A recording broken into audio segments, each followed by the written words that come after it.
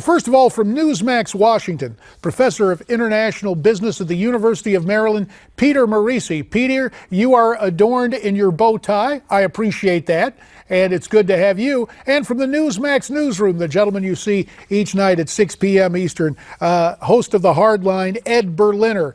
Ed, first to you. You've been watching with more than casual interest what has transpired. Your assessment of the proceedings thus far. Exactly what we knew was going to happen. We knew Donald Trump would do very well. We knew that Ted Cruz was going to do very well in Texas, which he did.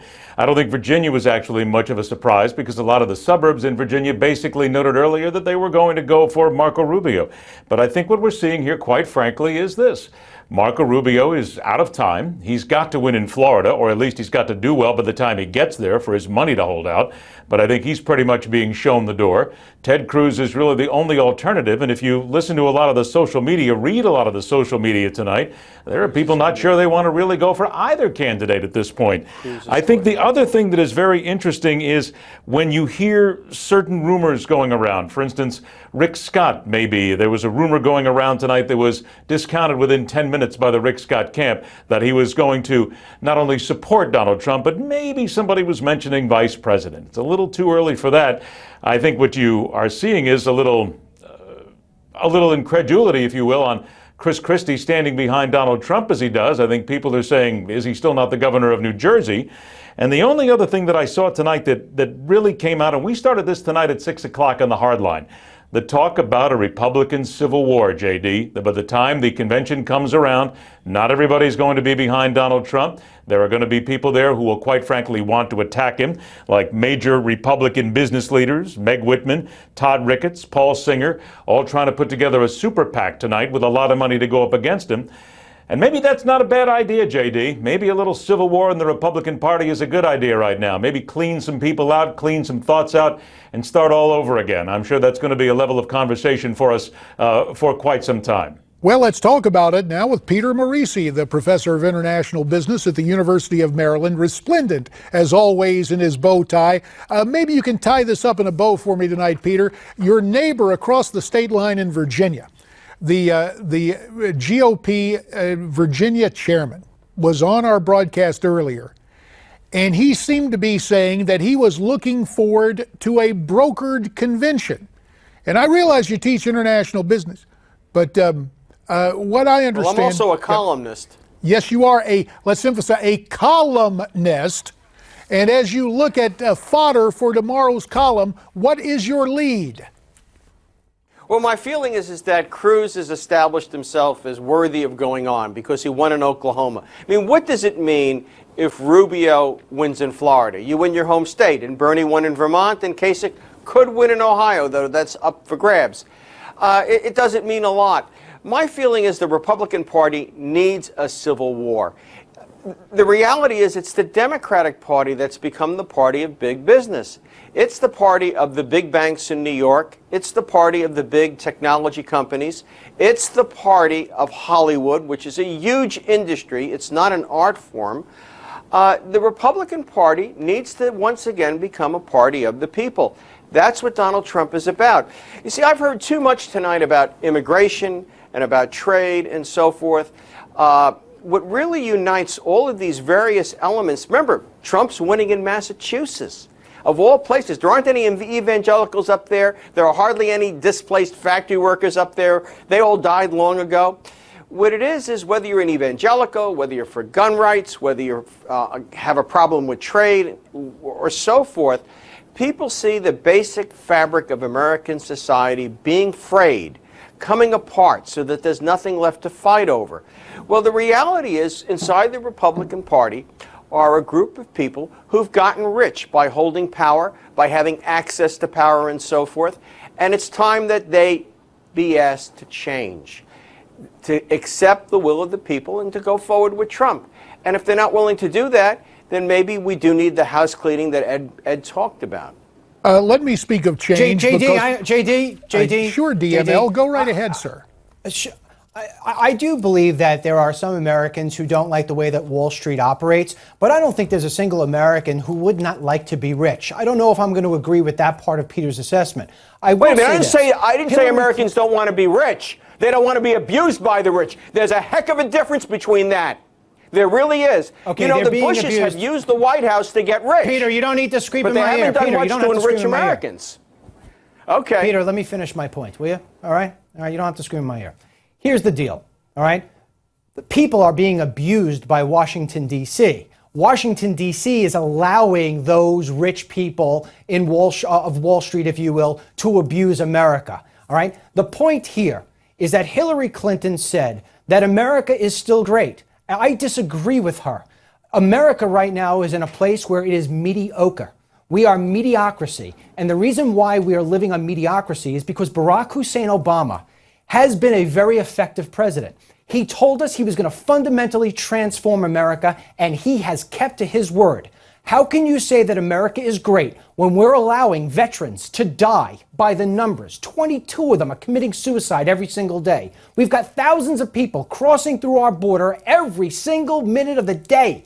These people are coming in with the criminal backgrounds. They're coming in with diseases. They're coming in and taking lives. They're taking jobs. They're destroying this country. You can't understand what anybody's talking about half the time. You go to our schools, we're putting more energy and more money into illegal immigrants than we are American students. If that is a great country, then I don't want to be a part of it. Donald Trump is saying that he's going to make America great again. But it's not him who's going to make America great again. It's the American people. What he's going to do is he's going to empower us to do that. And that's why people are getting behind him. Dennis, if I might ask a question, how is Donald Trump going to do all this, and what are his exact policies? Well, would you like me to start with immigration, Ed? Because No, I'll I'd tell like you what, I'd like you to speak to his anti-Trump- exact policies, if you will, that he's told us, because Yeah, a number of people I'd are like still that asking too. what All right, his the question policies is are there. going to be. Let's let DML respond. Go ahead, Dennis. I'll give you an answer. You know what? I'll tell you why. Because I'm tired of that sort of rhetoric. Okay, I watch It's not rhetoric; these it's a debates, question. And you got to remember something. I'd like some I have analysis never- instead of a One at a campaign time. speech. Let Dennis finish, and then You're gonna Peter let me will let speak? you in on it. Let me speak. Go ahead, Peter. I mean, Let go me ahead, speak. Dennis. I want to preempt this by saying I have never met Donald Trump before, all right? And there are parts of him that I really don't care for. But ultimately, he is an achiever. And what I don't like is I don't like it when I hear pundits and everybody else get up there, especially when they're on the debate stage, and say he has no plan. I invite you to go to donaldjtrump.com and look at the issues. Look at immigration. I am an immigration hawk. I don't think there's a person in the United States of America who can talk about this subject more than yours truly. I have read through his plan. I like his plan. What is his plan?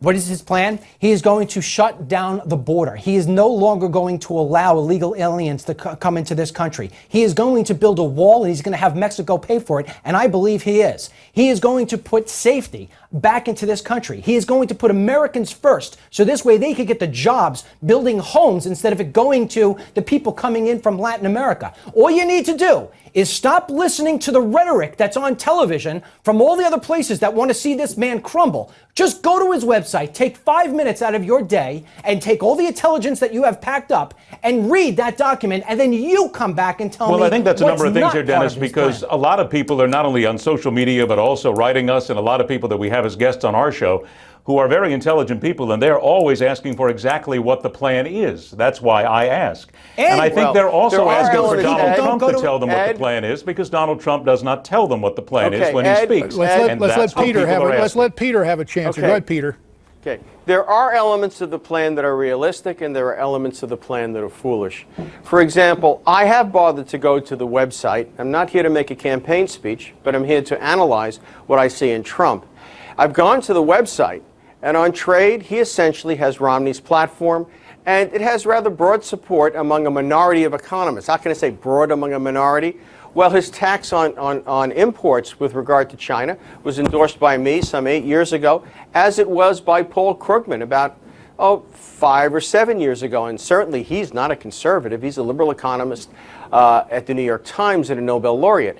On immigration, it is ludicrous to think that we can force a foreign sovereign to build a wall to keep his own people in. But Now, here's I the way think it can work, though, Peter. Hold on, let me finish. Okay, all right, you go ahead, and then I'll make a thought. Go Okay. ahead, finish up very quickly, sir. But what can come out of that kind of discussion is over the years we've found it virtually impossible to get Mexico to cooperate with regard to its citizens coming across the border. They would cooperate with regard to the Central Americans, but not with regard to its citizens. They have say, no well, we're not incentive to stop these people coming in through the well, border, would Peter. you There's please no let me incentive. finish, DML? Repatriate For Pete's sakes, I'm going to take you don't time want out. me shouting in your ear? Hang on. Is You how don't they- want me shouting in your ear? Don't shout in mine. Hang on. I'm going to Okay, restore but order. the point is, well, wait a minute. Hang faced on, Peter. Hang on.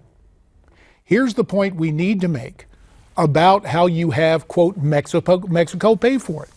You slap a huge tax on any remittance from Mexicans living in the United States back to the Republic of Mexico. That is in the billions of dollars. In that sense, Mexico pays for the wall. Now, Peter, go ahead and make your point, and then we'll bring the other two gentlemen in.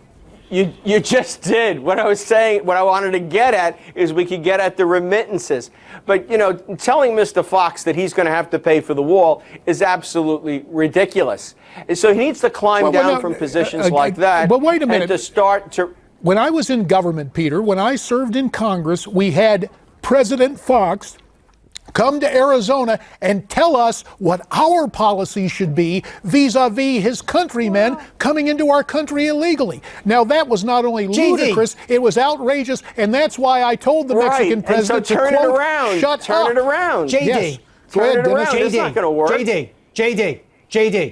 Go ahead, sir. I see absolutely no sense in arguing this with Peter. So I'll tell you what I'll do. I will just say, okay, you win. Mexico doesn't pay for the wall. We'll pay for it ourselves. It's a one-time hit of $12 billion, and I don't have people invading my country anymore. I think we're missing the point. Actually, he's it's more going to like build the $22 wall. billion. He's going to enforce our laws, and we're not going to have these people coming in here as if it's just, Disneyland where we're giving away our country. Well, let me turn to Ed Berliner, who has got his own thoughts on this. Ed, you said something I agree with. It is more like 22 million. I made that case in a book I wrote 10 years ago. It is about actually the more number like of illegals. $22 billion. The people who talk about $8 billion and $12 billion have absolutely no clue. They are indeed clueless. Well, now let's wait a minute on Because by the time that. you throw all the money in there, what has to be done, it's been looked at time and time again. We're talking $22 billion in the end to build the wall. And we are talking years, not just a couple. We are Gentlemen, talking I the hate to potential cut you off. decades. And